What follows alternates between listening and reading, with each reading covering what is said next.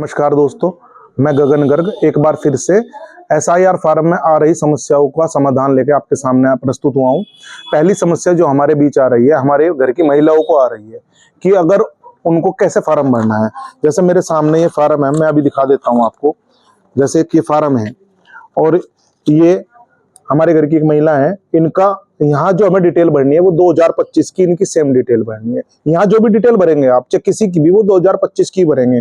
जैसे इनके पिता का नाम आना है, अगर वे जीवित है उनका नाम यहाँ आएगा, उनका एपिक नंबर, अगर उनका वोट बना हुआ है, अगर उपलब्ध है तो वो लिखेंगे।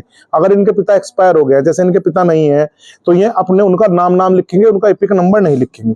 इसके बाद अगर इनका 2003 में वोट है तो उन्हें उसकी डिटेल यहाँ भरनी है, वो सेम डिटेल 2003 की भरनी है। लेकिन अगर इनका वोट 2003 में नहीं है और ये सपोज करो दिल्ली से हैं या हरियाणा से है या किसी और राज्य से है, बिहार को छोड़कर, तो उसकी डिटेल ये यहाँ इनको अपने माता पिता की डिटेल भरनी होती है, ब्लड रिलेशन वाले की, अपने पति की नहीं भरनी है, ब्लड रिलेशन की भरनी है।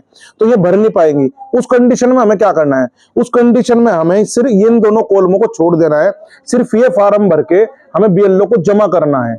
ध्यान से सुनिए, अगर किसी भी मतदाता के पास, हो सकता है वो उत्तर प्रदेश में किसी दूसरे राज्य से आकर निवास करने लगा हो और उसके पास 2003 की मतदाता सूची ना हो, उसमें नाम ना हो, तो उसे घबराने की जरूरत नहीं है।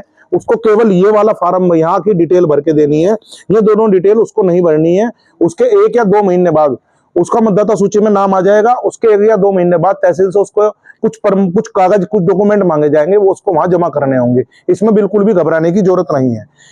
अगर किसी का 2 जगह वोट है, बार बार बताया जा रहा है कि उसको एक ही वोट को वेरीफाई कराना है, दोनों वोट को वेरीफाई नहीं करना है। अगर वो दोनों वोटों को वेरीफाई करेंगे, दोनों वोटों की डिटेल भर के देंगे, तो उसके लिए सजा का प्रावधान भी है। नंबर 3, कुछ घरों में 10 में से 8 फार्म पहुंच रहे हैं, 2 फार्म नहीं पहुंच पा रहे हैं। उसके लिए एक वोटर सर्विस पोर्टल है, उस पर जाके आप अपना एपिक नंबर डाल के, एपिक नंबर मतदाता पहचान पत्र संख्या होती है, उसको डाल के आप अपने बूथ का पता लगा सकते हैं, किस बूथ पे आपका वोट है। अगर फिर भी इसके बाद कोई समस्या है तो अपने आसपास के जो भी कार्यकर्ता इन बीएलएस कार्य में लगे हुए हैं, उनकी हेल्प लें। धन्यवाद।